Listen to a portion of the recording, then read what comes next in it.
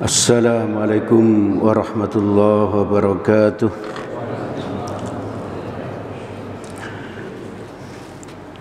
Alhamdulillahilladzi qala fi kitabil karim a'udzu billahi minasyaitonir rajim. Bismillahirrahmanirrahim.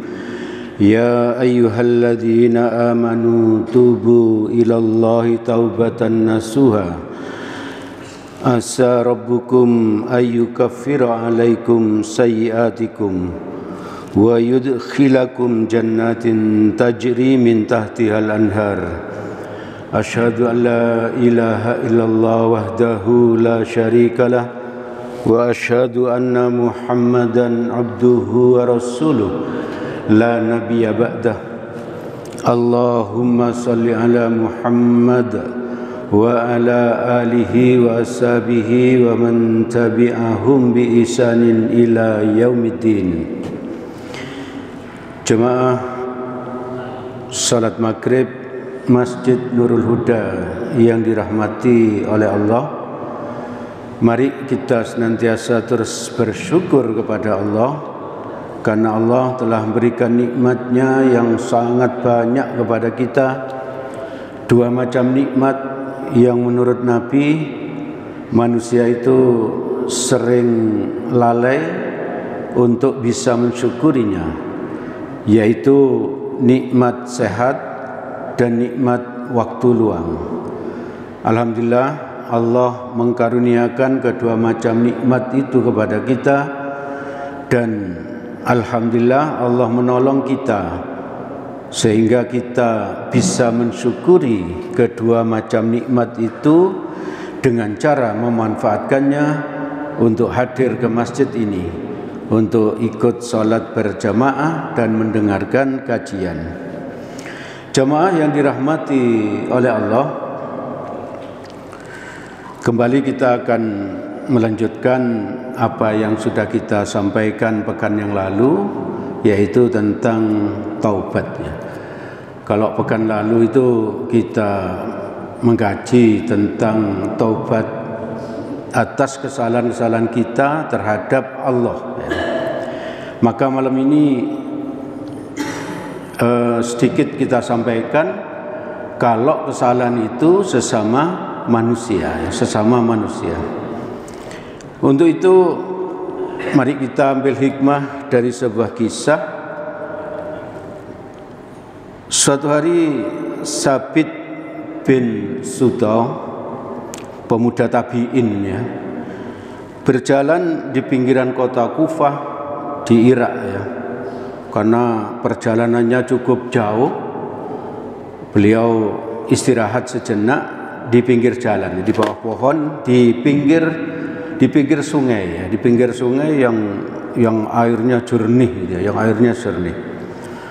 Lalu terlihat oleh beliau ada sebuah apel ya yang terhanyut oleh air ya, air sungai itu. Tanpa pikir panjang karena dia lapar, diambil apel itu ya. Lalu dimakannya. Begitu dimakan satu gigitan itu beliau langsung ingat ya, langsung tersadar ya. Apel ini milik siapa gitu. Kok langsung saya makan begitu saja ya.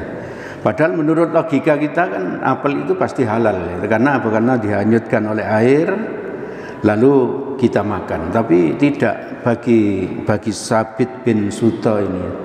Beliau berpikir keras, jangan-jangan apel ini tidak halal gitu, tidak halal. Maka Sabit ini ingin tahu siapa yang memiliki. Dengan cara apa dia? Dengan cara dia menyusuri sungai itu tadi gitu. Sungai itu dia jalan menyusuri sungai sampai suatu saat ketemu dengan kebun apel ini. Lalu setelah dicocokkan ternyata benar apel itu berasal dari kebun itu. Setelah ketemu dengan pemilik dari apel itu, beliau bilang, wahai hamba Allah, Said ini bilang, wahai hamba Allah, saya menemukan apel ini dihanyutkan oleh air. Karena saya lapar, saya tidak berpikir panjang, maka langsung saya makan satu gigitnya.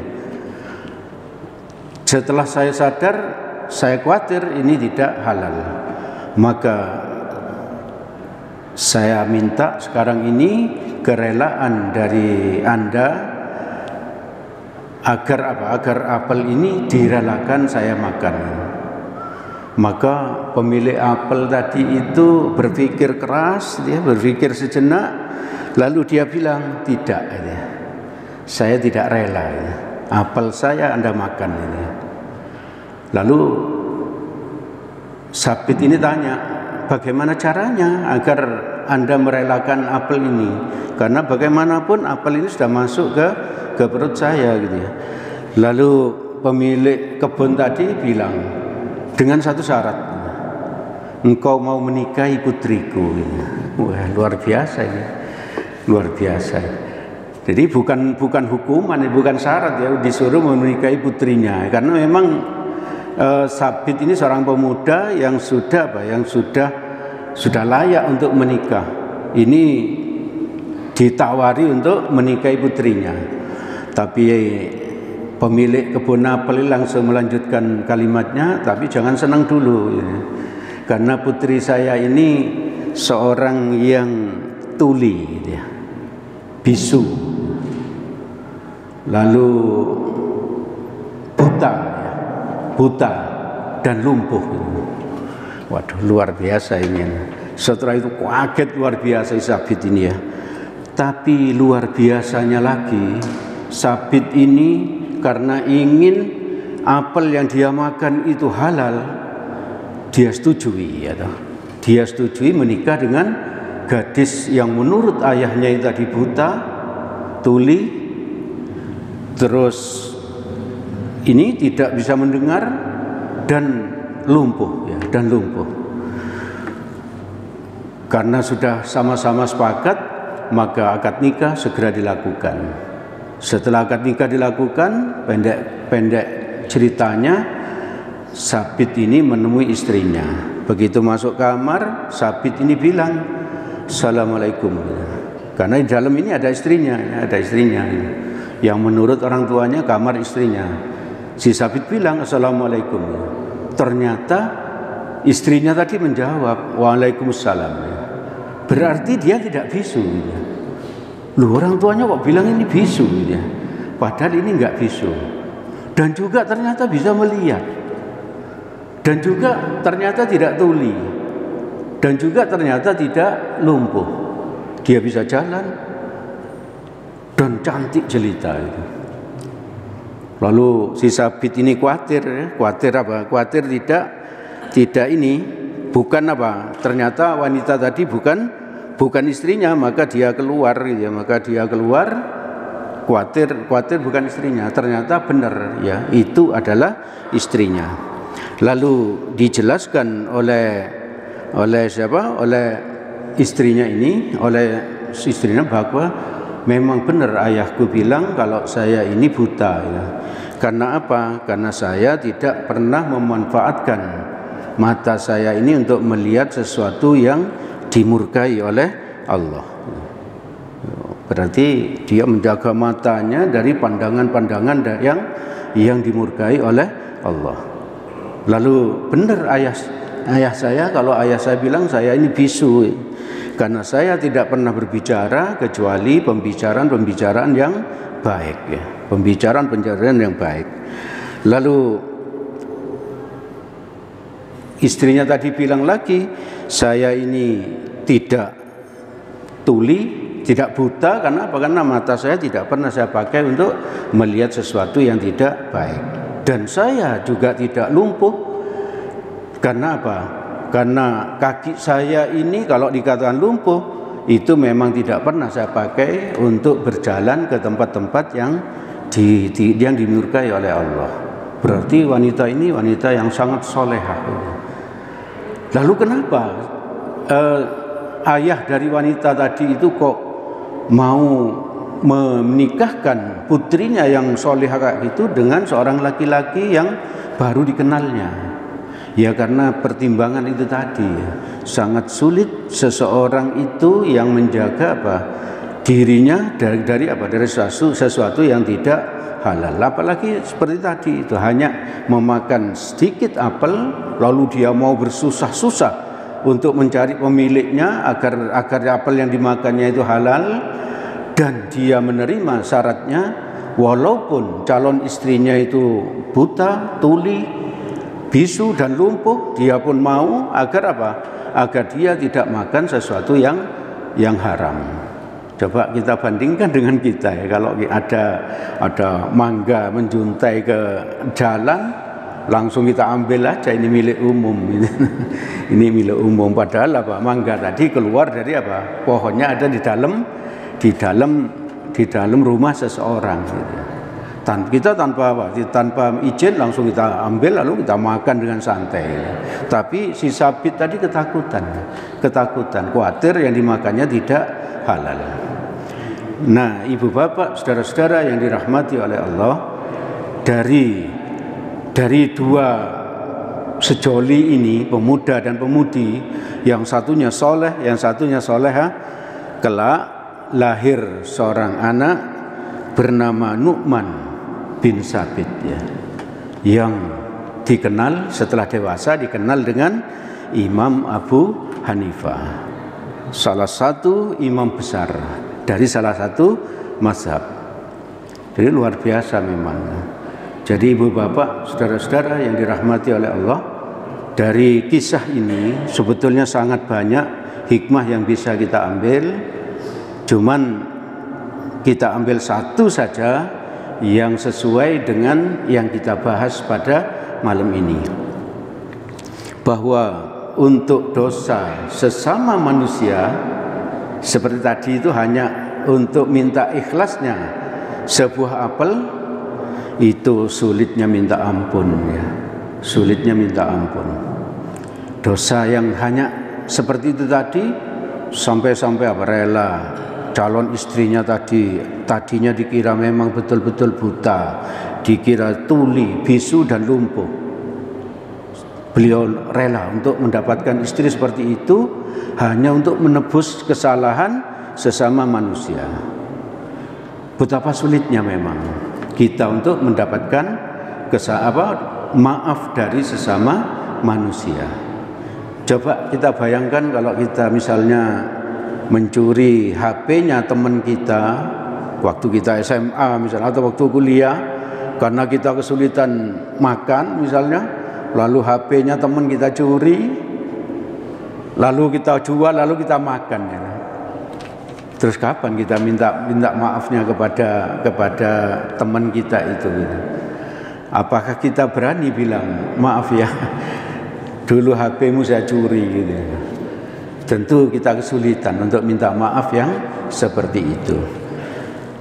Tapi ibu bapak, saudara-saudara yang dirahmati oleh Allah, makanya itu kita mesti harus berhati-hati kalau kita berdosa sesama manusia ini, dan teruslah bertaubat ya, teruslah bertaubat. Karena taubat tadi disuruh oleh Allah di Quran surat At-Tahrim ayat 8, pekan lalu sudah saya sampaikan dan tadi sudah saya baca di pembuka. Ini artinya, hai orang-orang yang beriman, bertaubatlah kepada Allah dengan taubatan nasuha, taubat yang semurni-murninya, taubat yang sungguh-sungguh. Jangan menunggu lama ya, jangan menunda-nunda ya. Sebab ajal kita itu kita tidak tahu kapan akan datang.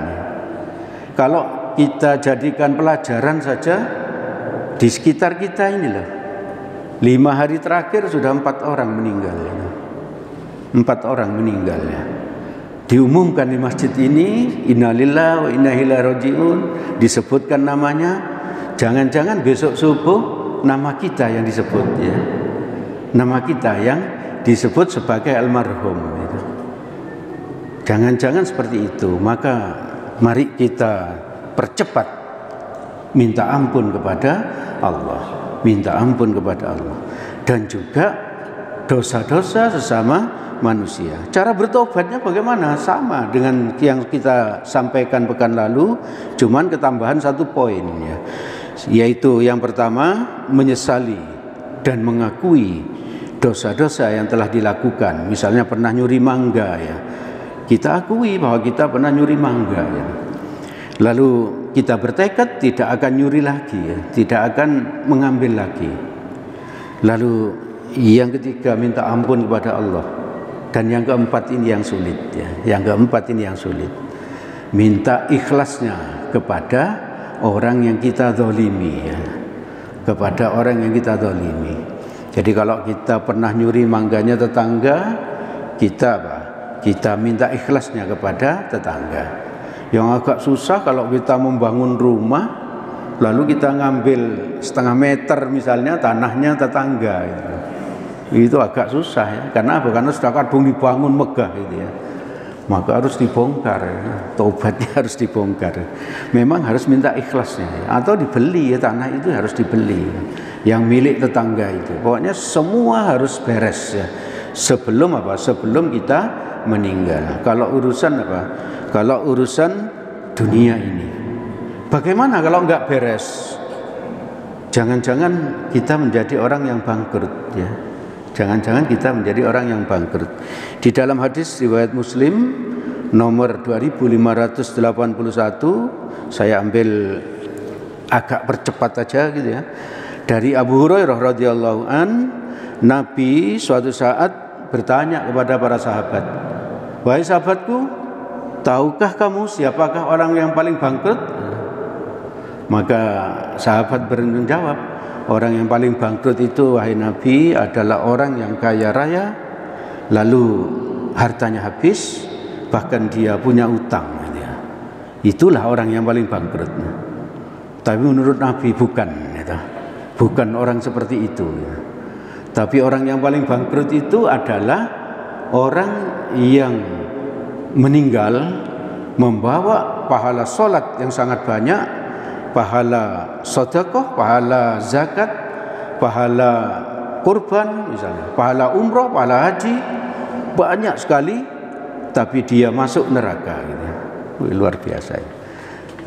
Kalau sahabat bertanya itu, bagaimana bisa Nabi? Orang yang punya pahala begitu banyak kok bisa masuk neraka ya? Ayo kita evaluasi diri kita sendiri ya. Kalau kita mengevaluasi diri sendiri itu kita akan punya waktu, tidak punya kesempatan untuk mengevaluasi orang lain. Sama sekali tidak akan punya waktu. Mulai SD, mulai kita akil balik, coba kita evaluasi sampai hari ini ya, sampai hari ini. Tentu banyak sekali kesalahan-kesalahan kita yang pernah kita perbuat. Kalau Allah tidak maha pengampun, kalau Allah tidak maha penyayang, kalau Allah tidak maha pengasih, maka tentunya kita pantas masuk neraka ya. Tentunya seperti itu. Kita tidak mungkin ya punya waktu untuk bisa mengevaluasi orang lain. Ayo kita evaluasi diri sendiri. Nah, bagaimana bisa orang seperti itu tadi? Ternyata apa? Orang itu di samping melakukan hal-hal seperti tadi itu, dia haji, dia umroh, dia zakat, dia berkurban, dia sholat 5 waktu ke masjid, dan lain sebagainya. Kebaikan-kebaikan dia lakukan, tapi dia juga tidak menjaga perilakunya. Kata-katanya sering menyakiti pembantunya, menyakiti anak buahnya kalau yang bos, menyakiti tetangganya, dan lain sebagainya. Terus tindakan-tindakannya sering menyakiti banyak sekali, segala sesuatu yang barangkali kita tidak sadari itu bisa menyebabkan kita berdosa. Kita ngerasani tetangga nikmat gitu. Ngerasani tetangga itu nikmat. Karena apa? Karena biasanya yang kita rasani itu yang jelek-jelek gitu. Yang jelek-jelek. Kalau kita ngerasani tetangga kita itu jelek, sama artinya apa? Dengan menganggap diri ini baik gitu. Diri ini baik, nikmat sekali ya. Orang lain dianggap jelek, tapi diri dianggap baik, nikmat. Jadi ibu bapak, saudara-saudara yang dirahmati oleh Allah, ayo kita berusaha mengingat-ingat dosa kita sama manusia, apa saja yang pernah kita lakukan. Lalu kalau memungkinkan, orang yang pernah kita zalimi itu kita hubungi, minta ikhlasnya ya, minta ikhlasnya. Kalau tidak memungkinkan, misalnya masalah uang, misalnya kita pernah mencuri uangnya teman kita tidak bisa misalnya menghubungi orang itu karena mungkin gengsi, takut dan sebagainya, ya coba kita berinfak sebanyak itu, sebanyak yang kita curi itu kita atasnamakan itu orang itu. Itu salah satu usaha kita agar apa? Agar terbebas dari dosa sesama manusia ini. Dari dosa sesama manusia ini. Lalu bayangkan kalau dosa itu kita selingkuh dengan istrinya orang gitu. Bagaimana tobatnya gitu.